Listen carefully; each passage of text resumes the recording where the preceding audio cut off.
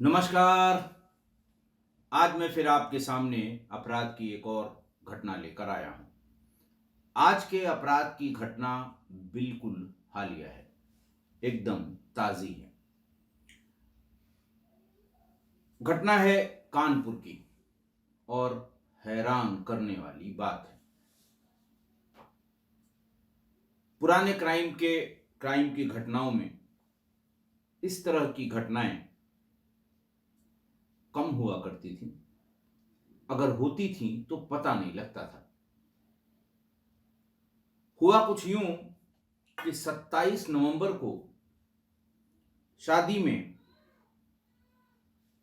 एक शादी अटेंड करने के लिए दो लोग, ऋषभ और उनका एक दोस्त, चकरपुर के गांव में गए।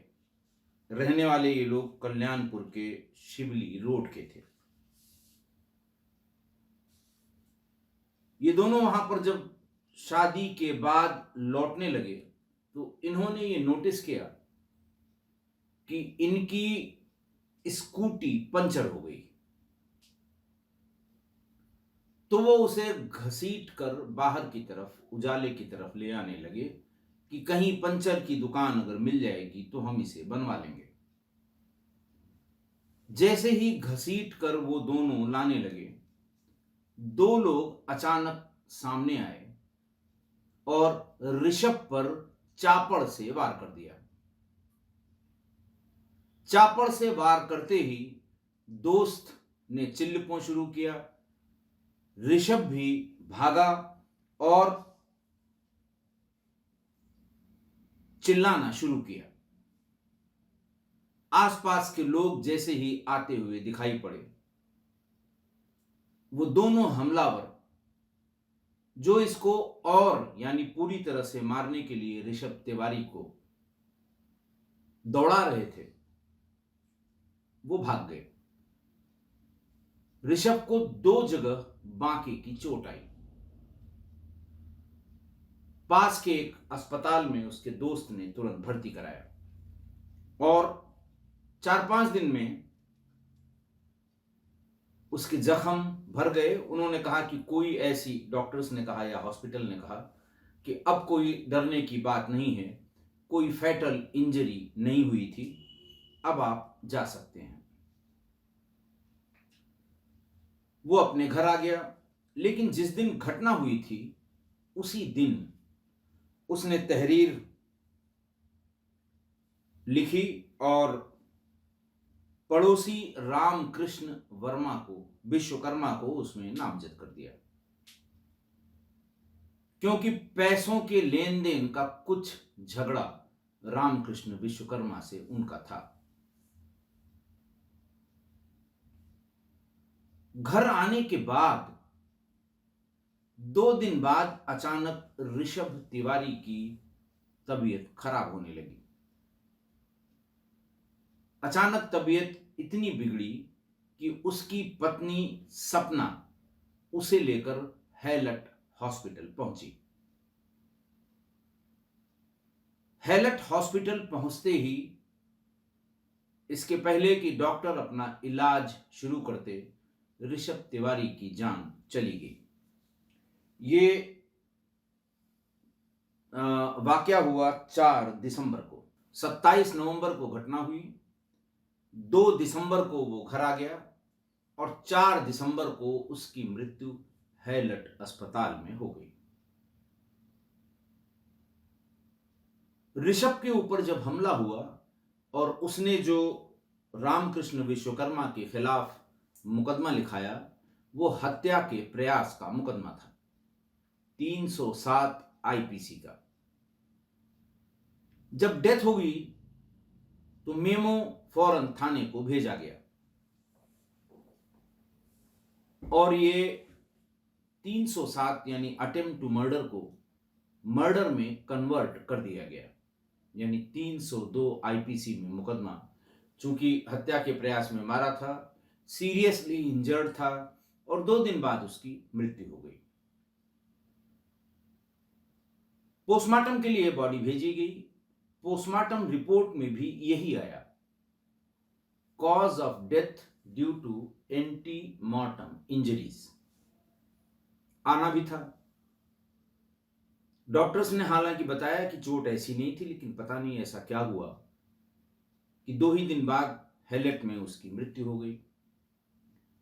अब जब हत्या का मुकदमा लिखा तो पुलिस के पास, कल्याणपुर पुलिस के पास कोई और चारा नहीं था कि इसकी इन्वेस्टिगेशन करें और ये पता करें कि जिन लोगों ने इसकी हत्या की है या इसको हत्या की के प्रयास में इस समय मारा था, वो कौन लोग हैं। डीसीपी वेस्ट हैं कानपुर में विजय ढुल, यंग अफसर है, क्राइम में इसकी अच्छी पकड़ है। विजय ढुल, जब मैं एसएसपी लखनऊ था तो ये उस समय एएसपी थे, बाद में वहीं प्रमोट होकर इनको ट्रांसगोमती के एक सर्किल का इंचार्ज बनाया गया था।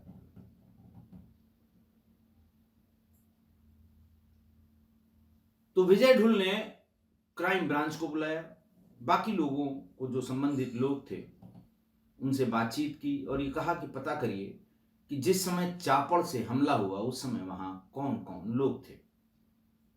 सर्विलांस की टीम ने वहां से डंप डाटा उठाया। डंप डाटा का मतलब कि सारे मोबाइल ऑपरेटर्स को मेल भेजी गई कि इस समय से इस समय के बीच में कितनी कॉल यहां पर रिसीव हुई, कितनी यहां से ओरिजिनेट हुई। डंप डाटा आया, उसकी एनालिसिस सर्विलांस वालों ने शुरू की तो ये पाया कि 2 मोबाइल फोन मौके पर काफी पहले से मौजूद थे और घटना के बाद वो वहां से निकल गए। जाते समय, लौटते समय तेजी भी दिखाई, लेकिन उनमें से एक फोन नंबर लगातार मृतक ऋषभ तिवारी की पत्नी सपना के संपर्क में था। यह क्लू बहुत इंपॉर्टेंट था। उन लोगों को धीरे धीरे ढूंढना शुरू किया गया। पुलिस ने जब उनको जीरो इन किया तो उनमें से एक राजकुमार गुप्ता उर्फ राज कपूर एक मोबाइल फोन उसका था जो सपना से बराबर टच में था, बराबर कॉल पर बात हो रही थी। और दूसरा था सत्येंद्र, ये राजकुमार गुप्ता उर्फ राज कपूर का दोस्त था। पुलिस इनको थाने पर ले आई। थाने पर इनकी अच्छी आव भगत हुई, विशिष्ट श्रेणी की पूछताछ हुई, अति विशिष्ट श्रेणी की भी पूछताछ हुई। जब ऐसा लग रहा था कि अब शायद ये कुछ नहीं बताएंगे, तब धीरे धीरे इनका मुंह खुलने लगा। पेट में जो कुछ था जुबान पर आने लगा। इंटरोगेशन की टीम बहुत ध्यान से इनकी बात को सुन रही थी। बात खुलते खुलते यूं खुली कि मृतक ऋषभ तिवारी की पत्नी सपना से पहले राज कपूर और बाद में सत्येंद्र के संबंध हो गए। मृतक ऋषभ तिवारी ये कंप्यूटर का काम करता था, कंप्यूटर का बिजनेस करता था। दिन में वो चला जाता था, दिन भर वो। अच्छा, राज कपूर गुप्ता की ये हुआ, तुम्हें जान पहचान कैसे हुई राज कपूर साहब की? राजकुमार गुप्ता, और जिनकी फेसबुक की आईडी राज कपूर के नाम से थी, कि कैसे बातचीत हुई? तो पता ये लगा कि फेसबुक से सबसे पहले सपना की बात राज कपूर से शुरू हुई और धीरे धीरे बात आगे बढ़ती गई। वही फेसबुकिया प्यार कह लें, आप इसे मोहब्बत कह लें, इश्क कह लें, कुछ भी कह लें, था फेसबुक का ही। चूंकि एक ही शहर के रहने वाले थे, आना जाना शुरू हुआ। ऋषभ के पिता रिटायर्ड दरोगा थे, काफी उम्र दराज थे।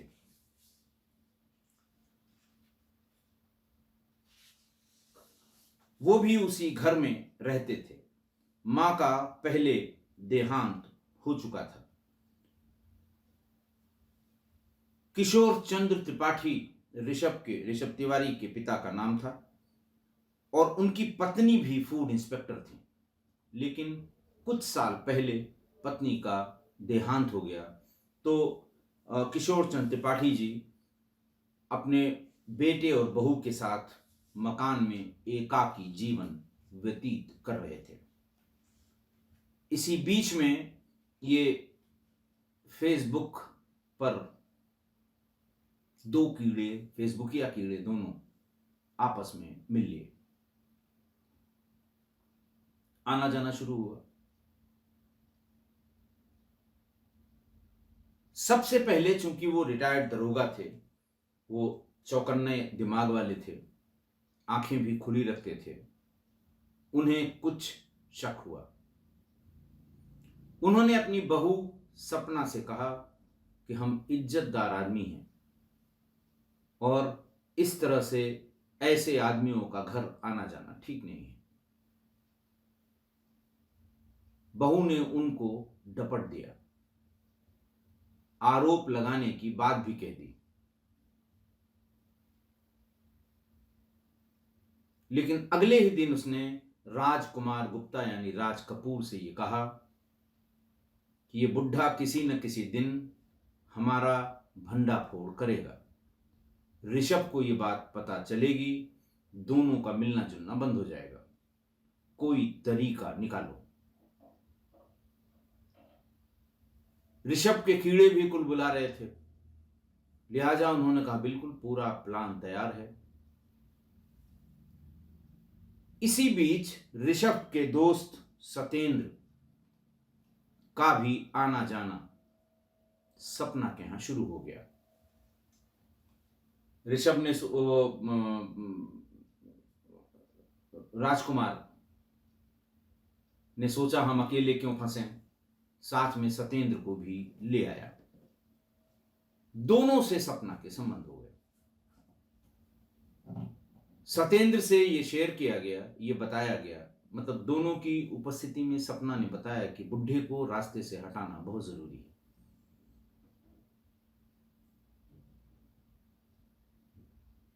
सत्येंद्र ने कहा बहुत आसान है। राजकुमार गुप्ता ने पूछा कैसे। उन्होंने कहा कि ये कौन कौन सी दवाइयां लेते हैं। बताया गया कि बीपी की लेते हैं, इसकी लेते हैं, उसकी लेते हैं। बोले उनके प्रिस्क्रिप्शन की फोटो व्हाट्सएप पर भेज देना। बातचीत में उसने ये भी बताया कि हमारा एक दोस्त है सुरेंद्र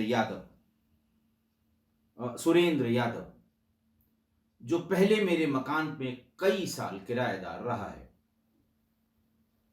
और उसका एक मेडिकल स्टोर है। जिसका मेडिकल स्टोर होता है वो आधा डॉक्टर होता है।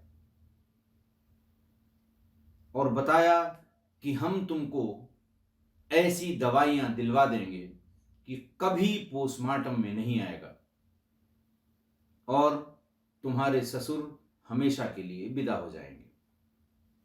बात तय हो गई। उस दवा के कॉम्बिनेशन में एक दवा ये भी मिला दी गई। चूंकि बेटा या बहू ही उनको खाना खाने के बाद, खाना खाने से पहले दवा दिया करते थे, उनको डोज मिलने लगी और धीरे धीरे 4 महीने में श्री किशोर चंद्र त्रिपाठी जी का देहांत हो गया। रिटायर्ड दरोगा जी का। पत्नी पहले ही मर गई थी, अब एकदम अकेले ऋषभ और उनकी पत्नी सपना।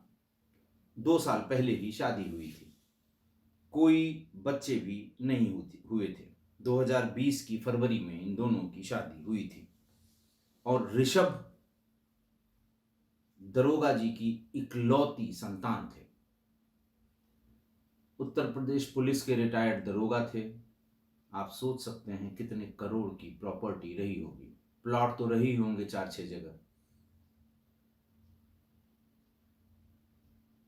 लिहाजा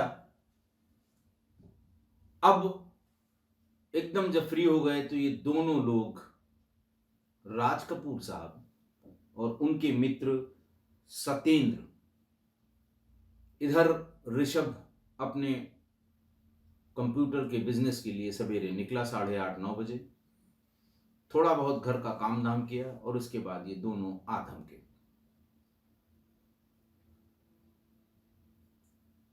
बात इस पर आई, राज कपूर ने कहा भाई अगर सब लोग मदद करें तो हम सपना से शादी कर लेंगे, क्योंकि सपना ने उसको यह बता रखा था कि ऋषभ हमारी केयर नहीं करते। केयर बड़ा वाइड वर्ड है, जितनी केयर हमको चाहिए वो नहीं करते। मुझे लेकर घूमने कहीं नहीं जाते, दिन भर बिजनेस, दिन भर बिजनेस और दिन भर बिजनेस। इसी को लेकर हमारी कहा सुनी भी होती है। राजकुमार गुप्ता को बिल्कुल ये बात समझ में आ गई कि पति किसी तरह का रोड़ा उनके आपसी प्रेम और संबंध में नहीं हो सकता। तो तीनों जब दोस्त बैठे, एक प्रेमिका के दो प्रेमी, तो ये कहा गया कि अगर ये रास्ते से हट जाए तो एक तो करोड़ों की प्रॉपर्टी और दूसरे हम दोनों पति पत्नी आराम से मौज करेंगे, कोई प्रॉपर्टी पर क्लेम करने वाला भी नहीं है। यह आइडिया सबसे ज्यादा सपना को पसंद आया। उसने कहा काल करे सो आज कर। राजकुमार गुप्ता ने कहा पैसा लगता है इसमें, भाड़े के हत्यारे लाने पड़ेंगे, ये उतना आसान नहीं है जितना ससुर के साथ हुआ है। डीसीपी वेस्ट विजय ढुल ने प्रेस कॉन्फ्रेंस में यह बताया कि इतना कहने पर सपना ने 3 लाख रुपए फौरन निकाल कर दे दिए। प्लान तैयार हुआ। शादी का वो कार्ड मैं कवर के व्हाट्सएप किया गया राजकुमार गुप्ता को, तो कहा गया कि ये लोग फला शादी में जाएंगे, स्कूटी का ये नंबर है, स्कूटी की भी फोटो उसको भेज दी गई, ये कलर है, ये फोटो ही भेज दी तो कलर को में कोई कंफ्यूजन नहीं हो सकता कि मैरून है कि पिंक है। प्लान के हिसाब से ये लोग वहां पहुंच गए। जैसे ही ऋषभ अपने दोस्त के साथ शादी के भीतर गया, मंडप में या जहां भी था जहां शादी थी, वैसे ही इसने पहला काम किया कि एक बड़े कील से गाड़ी को पंचर कर दिया। तय ये हुआ गाड़ी पंचर होगी, निकालेगा, देखेगा कि गाड़ी पंचर है, खिसका के बाहर कहीं ले जाने की कोशिश करेगा या लाइट में स्टेपनी कोशिश करेगा इसकी मिल जाए तो सही हो तो उसको बदल लिया जाए, और इस बीच में हम अपना काम कर लेंगे। ठीक वैसा ही किया। दोनों लोग थे, राजकुमार गुप्ता भी और उनके मित्र सत्येंद्र भी।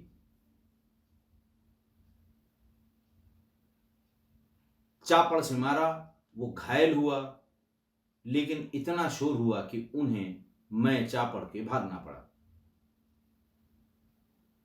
ऋषभ को लगा कि जिससे पैसे का लंबा लेन देन है उसने ही कराया होगा, उसने नेम्ड FIR कर दी।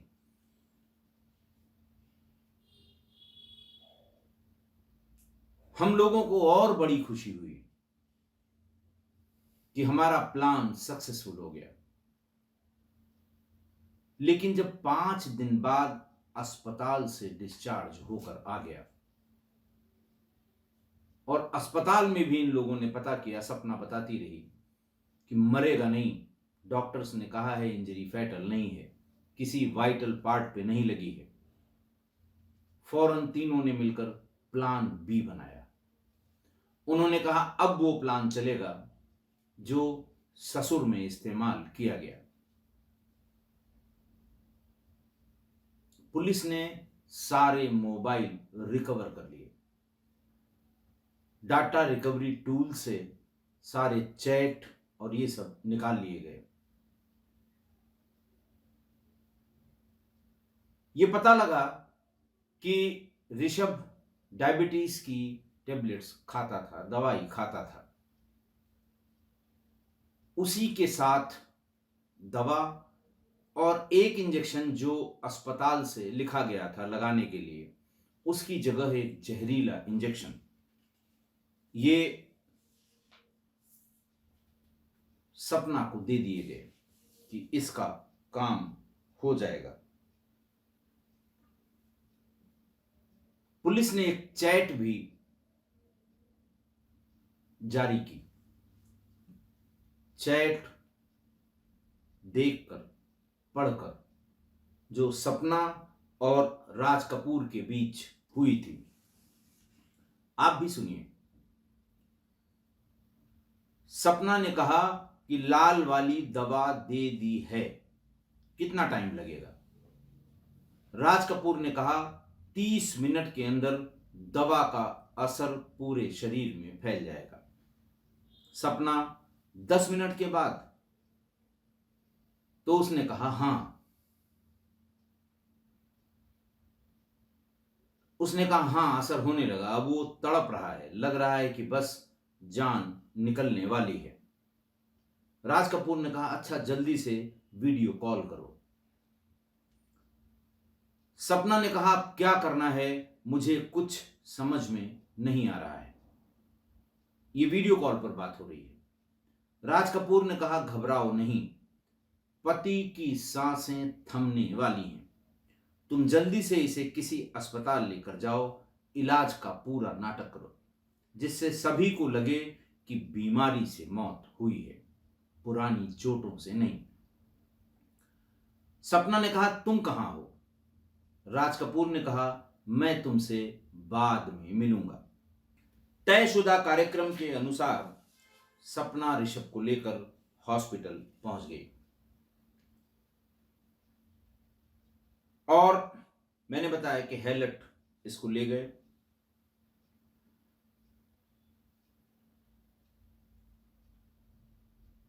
वहां पहुंचते ही ऋषभ की हालत बिल्कुल एकदम बिगड़ गई। मल्टी ऑर्गन फेल्योर हो गया और 3 तारीख की रात उसकी मौत हो गई। इतना सब सुनने के बाद पुलिस भी इस मोडस ऑपरेंडी से, जिसको सन्न रह गई कि ससुर को मार देना, पति को इतने शातिराना तरीके से मार देना, और पोस्टमार्टम रिपोर्ट में ऐसा कुछ भी ना आ पाना, ये पूरा इंश्योर किया था इन लोगों ने। लेकिन इनसे एक चूक हो गई। चूक ये हो गई कि 307 की एक एफआईआर ऑलरेडी लिखी हुई थी। पुलिस ने वहां पर आसपास जाने वालों का या जो सर्विलांस सेल से उन्होंने कोशिश की जानने की कि यहाँ के डम डाटा निकालो। ये तब की जब रामकृष्ण विश्वकर्मा को उसी दिन पुलिस उठा लाई थी और उससे खूब ठोंक बजा के पूछताछ हुई, तो ये पता लगा कि इसका दूर दूर तक इस मर्डर से कोई लेना देना नहीं है। और तभी डंप डाटा में ये नंबर राज कपूर का निकल आया, सत्येंद्र का निकल आया, और फिर पूरी बात हुई कि दवा कहाँ से लाई जाती है। तो दवा के लिए ये पता लगा कि ये उनके जो मित्र हैं सुरेंद्र यादव मेडिकल स्टोर वाले, वो उसकी स्पेसिफिकेशन बता के कैसे कैसे होगा वो सत्येंद्र को दे दिया करते थे, और फिर सपना उसका इस्तेमाल करती थी। सपना ने अपने ससुर और अपने पति को इस तरह के धीमे जहर से मार दिया। पुलिस ने कल यानी शुक्रवार को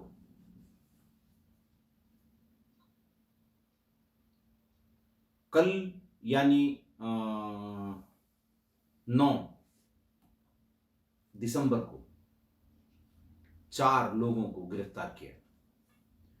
ये 4 लोग थे सपना, उसका प्रेमी राजकुमार कपूर या राज कपूर या राजकुमार गुप्ता, उसका दोस्त सत्येंद्र और मेडिकल स्टोर संचालक सुरेंद्र यादव। इन चारों को शनिवार की शाम तक जेल भेजा गया। डीसीपी वेस्ट विजय ढूलिए बताते हैं कि अगर ये 307 की एफआईआर, नामजद एफआईआर न लिखी गई होती तो शायद ही कभी इस घटना का खुलासा होता कि किस तरह से एक महिला ने अपने प्रेमियों के साथ मिलकर स्लो पॉइजन से, धीमे असर वाली दवाइयों से 2 हत्याएं कर दी। आज की घटना यानी इसी शनिवार को यानी कल उन्हें जेल भेजा गया, जो मैं बता रहा था कि हालिया घटना है। आज की घटना लालच, प्यार, अवैध संबंध, विवाहेतर संबंधों की पराकाष्ठा है। Height of all types of illicit relations. एक ही छत के नीचे रहने वाले पति और पत्नी जिनकी 2 साल पहले ही शादी हुई है, उनके बीच क्या पनप रहा है, क्या चल रहा है, ये ऋषभ को कभी सपने में भी समझ में नहीं आया। और कोई महिला अवैध संबंधों को जिंदा रखने के लिए किस हद तक जा सकती है, ये मेरी समझ से तो कम परे है। इतनी अपराध की घटनाएं सुनाने के बाद कितना कूल होगी वो, कितनी शातिर होगी वो, कितनी घृणा होगी अपने पति के प्रति उसके मन में, कितनी घृणा होगी अपने ससुर के प्रति उसके मन में, और कितना प्यार होगा अपने प्रेमियों के लिए, और कितनी लालच होगी करोड़ों की संपत्ति पर ऐश करने की। ऋषभ कंप्यूटर का बिजनेस करता था। सवेरे अपना तैयार हुआ, टिफिन लिया, 9 बजे तक चला जाता था। घर खाली रहता था। घर में वही रिटायर्ड दरोगा यानी ससुर, पत्नी दिन भर फेसबुक पर विचरण करते करते उनको हीरो हीरालाल श्री राज कपूर जी मिल गए। यही उनकी फेसबुक आईडी है। विचरण करते करते राज कपूर मिल गए। शहर में ही रहते थे। तो एक दिन राज कपूर अपनी नरगिस से मिलने घर पर आ गए। नरगिस ने बताया कि इससे सेफ कोई जगह नहीं है, आ सकते हो। बूढ़ा ससुर है, वो देखेगा नहीं, वो देखेगा तो हम डील कर लेंगे। बहरहाल वो पहुंच गए और फिर ये तो रोज रोज की बात हो गई। घर में दरोगा जी थे, रिटायर हो गए, लेकिन पुलिस के आंख कान थे वो। शक लाजमी था, शक हो भी गया। एक दिन कह बैठे कि बहू, इस आदमी का बार बार घर में आना, और उस समय जब धर्मेश घर पर नहीं है, ऋषभ घर पर नहीं है, ये मुझे ठीक नहीं लग रहा है। सपना ने फौरन अपने ससुर से कहा कि तुम्हारी भी नीयत मेरे पर खराब है, ये मैं जानती हूं। अगर ऋषभ को राज कपूर के बारे में पता लगा तो मैं ऋषभ को यह भी बताऊंगी कि तुम्हारे न रहने पर तुम्हारे बाप मेरे साथ छेड़खानी करते हैं। अब बेचारा बुजुर्ग आदमी अकेला बूढ़ा आदमी, जिंदगी भर पुलिस में दरोगाई की उसने सोचा कि बुढ़ौती में नाम खराब होगा, बदनामी होगी, लोग क्या कहेंगे, चुप हो गया। कहीं सांस नहीं ली उसने। अगले ही दिन राज कपूर को ये पूरी बात बताई गई कि बुढ़ा किसी न किसी दिन भंडाफोड़ करेगा और हम तुम मिल भी नहीं पाएंगे। सपना ने ऋषभ से कहा, दिमाग लगाओ, इसे ठिकाने लगाना है। फौरन सत्येंद्र ने बताया कि अपने मित्र सुरेंद्र यादव से हम पता कर लेंगे। और फिर वही बात हुई कि क्या प्रिस्क्रिप्शन है उसको भेजो। उन्हीं दवाइयों के साथ एक दवा मिला के स्लो पॉइजनिंग करके 3-4 महीने में अपने ससुर की हत्या कर दी। अब जब घर में कोई नहीं, ऋषभ कुछ दिन तो पिता की मौत के बाद घर पर रहे। उसके बाद जब फिर अपने काम पर जाने लगे तो फिर तो घर में कोई टोकने वाला भी नहीं था। किसी से नजर बचाने या चुराने की जरूरत नहीं थी।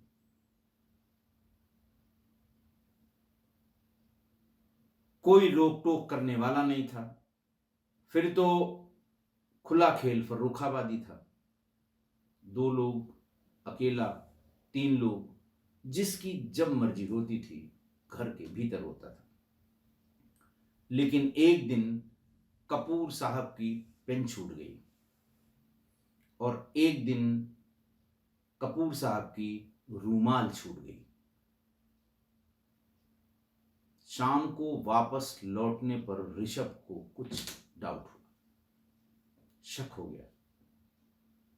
अचानक वो 2-3 दिन में एक बार दिन में बिना बताए घर आने लगा। सपना भी बड़ी चगड़ थी, वो समझ गई कि इसे शक हो गया। फिर ऋषभ को बताया गया, इसका इंतजाम करो। फिर बात हुई, वही 3 लाख रुपए दिए गए। प्लान 1, प्लान ए से चापड़ से हमला करके मारने की कोशिश की गई। प्लान ए फेल हो गया। प्लान बी, जहरीला इंजेक्शन। मतलब हाइट तो ये कि जब इंजेक्शन देने के बाद उसकी जान निकलने लगी, तड़पने लगी, तो वीडियो कॉल करके राज कपूर को ये दिखाना कि देखो अब ये जा रहा है,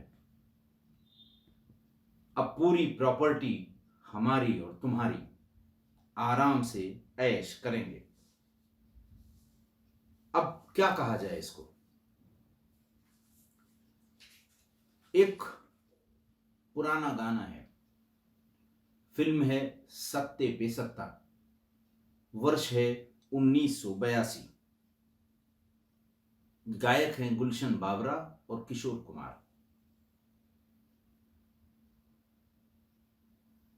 बोल हैं उसके, शुरुआती लाइनें या बोल, उसको बोल में तो कोई बहुत इंप्रेशन नहीं है, लेकिन जिसने लिखा है, मैं लिंक पोस्ट कर रहा हूं, जिन्होंने कभी नहीं सुना है वो जरूर सुने और इसके एक एक शब्द पर गौर करें। आज की घटना पर एकदम सटीक बैठेगा। शुरुआती जो लाइनें हैं वो ये हैं कि तुमने वो क्या देखा जो कहा दीवाना, हमको कुछ समझ नहीं समझाना, प्यार में जब रही कहीं आंखें लड़ जाएं, प्यार में जब कहीं आंखें लड़ जाएं।